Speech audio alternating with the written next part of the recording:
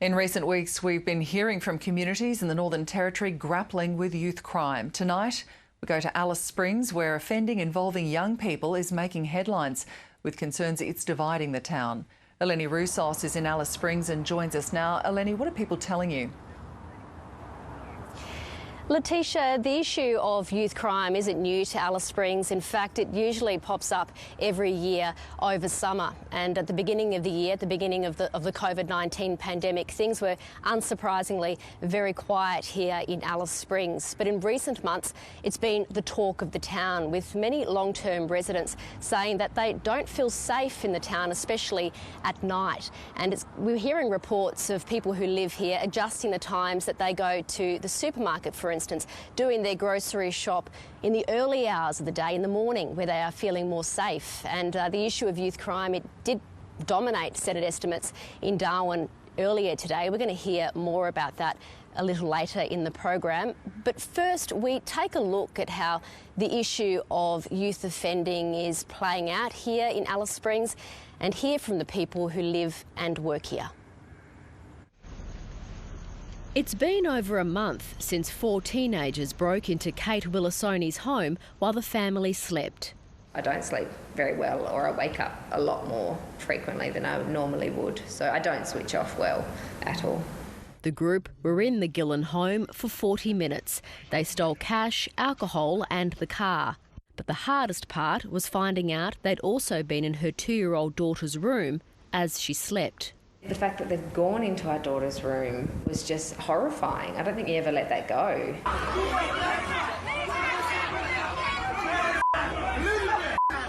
Videos posted to social media have catalogued a town in trouble with some of its young.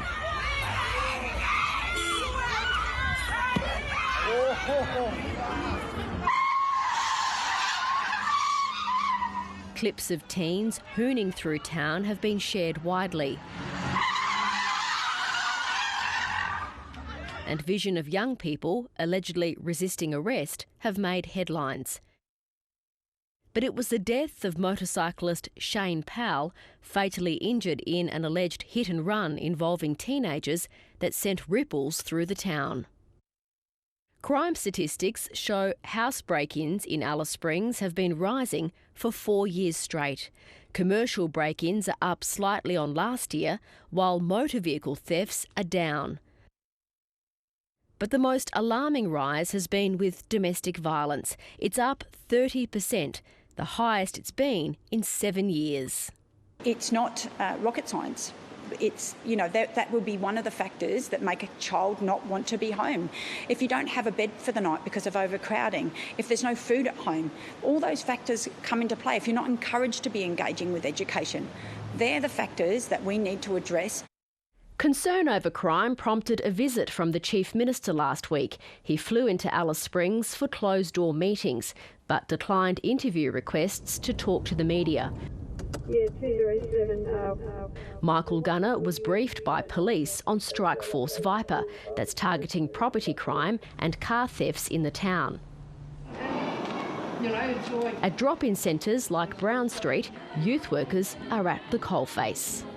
They'll come up and tell us, which kids are doing it, and then so we go over there and we're trying to speak to the young kids and tell them, hey, whatever you guys doing is, it's not a good thing. You got to make a right choice. Barb Shaw knows most of the kids in town and says safe spaces are crucial. These children don't come from broken homes. They come from strong families from remote communities and from here in Alice Springs or Tennant Creek, Katherine and Darwin. But in general, it is about discipline and it's about routine. And if they don't have it at home, then who's going to give it to them? Al-Yawara man Michael Liddle visits young people in detention every week. Many of the kids inside he sees as victims themselves, let down by poverty, displacement, low education and, in some cases, their environment. Yeah, I am worried because I have younger children too. I have grandkids who want to go uptown, who want to enjoy walking around the town that we grew up in. And that's becoming restricted now. because of the amount of youths who are there to do the wrong thing. Here in this space, we tend to teach children about respecting and, you know, if you're going to break the law, this is what's going to happen to you. Sometimes, you know, when I've been here in this space, I've been mending children because they're either getting, I don't want to go there. How to deal with young offenders is a complex and sensitive issue across the Northern Territory, not just here in Alice Springs. The fallout is Aboriginal children feeling racially profiled and residents no longer feeling safe in the town. And social media isn't helping. Let's say, you know, they walking on the street, just 5 of them or 6 of them. People just get intimidated, take a picture of them and put it up on social media, accusing them of doing something, but they're actually just walking. There are some kids out there that are on the right tracks, but them kids are getting branded when they go into shops also. Them kids are getting looked at differently when they walk around the streets. Since the break-in, Kate Willisoni has found it hard to sleep at night. She's now questioning the family's future in Alice Springs. If it happened again, I don't know if we'd cope. It'll be interesting what happens over the next few months, few years. We certainly don't want to leave yet, but we would if that's what it came down to. Well, as you can see behind me, it's a very quiet Tuesday night here in Alice Springs, but I've been told it's a very different story heading into the weekend, with many young people seen wandering the streets at night. The Territory Government is trialling a 24-hour drop-in service in the town. It's operating twice a week, and it's also gone about the return of family responsibility agreements in a bid to bring parents on board. Reporter Melissa McKay takes a look at what the government is doing in this space and what the plans are heading into the school holidays. It's Saturday night at Alice Springs' only 24-hour youth drop-in centre, where kids from all over town are stopping by for a feed, games, sport or music. It's the third weekend of the 24-hour trial before the centre goes 24/7 over the school holidays. 6 to 9 is more of our physical activities that they have, where they do boxercise and table tennis, and then from 9 o'clock to 12 a.m. is more downtime, and then after 12 a.m. is movies and card games, and a lot of the work in that time is getting the kids on the bus to go home. Territory Families staff run the centre. Youth outreach and engagement officers are not only keeping an eye on the young people while they're here, but trying to work out why it is they're out in the first place. The space does not provide anywhere to sleep, with beds at Saltbush Bail accommodation available if children can't be returned home safely at the end of the night. A new multi-agency government task force is also based in the same building. Operation Luna comprises of representatives from police, health, housing, education, youth justice and child protection.